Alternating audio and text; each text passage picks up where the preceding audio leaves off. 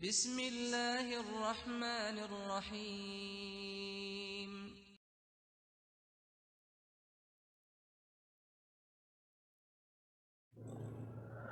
حضرت ابو ہریرہ رضی اللہ عنہ بیان کرتے ہیں کہ حضرت صلی اللہ علیہ وآلہ وسلم نے فرمایا، جس دن اللہ تعالیٰ کے سائے کے سوا کوئی سایہ نہیں ہوگا، اس دن اللہ تعالیٰ 7 آدمیوں کو اپنے سایہ رحمت میں جگہ دے گا۔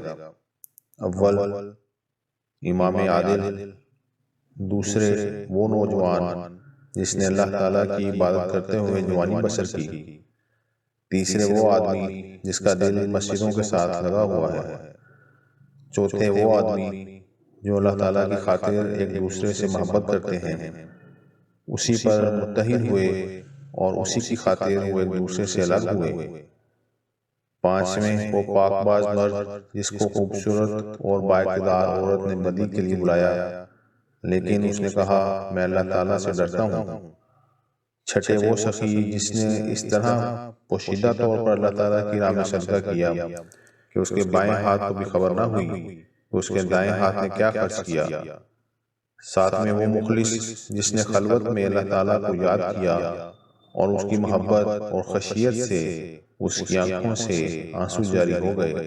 حضرت ابو ہریرہ رضی اللہ عنہ بیان کرتے ہیں کہ حضرت صلی اللہ علیہ وآلہ وسلم نے فرمایا، ایک شخص نے اپنے آپ پر بہت زیادتی کی، خوب گناہ کیے۔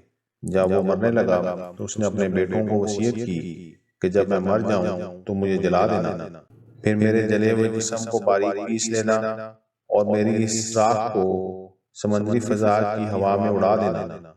خدا کی قسم مجھے یہ ڈر ہے کہ اگر میں اپنے خدا کے ہاتھ آ گیا تو میرے گناہوں کی وجہ سے وہ مجھے ایسی سزا دے گا جس کی مثال نہیں مل سکے گی۔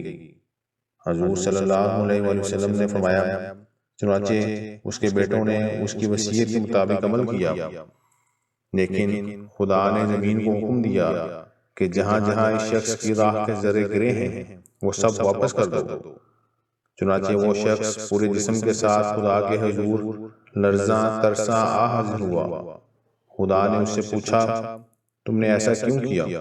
اس نے جواب دیا، اے میرے خدا، تیری خشیت اور تیرے خوف نے مجھے ایسا کرنے پر مجبور کیا۔ خدا کو اس کی یہ ادا اور احساس ندامت پسند آیا اور اس کو بخش دیا۔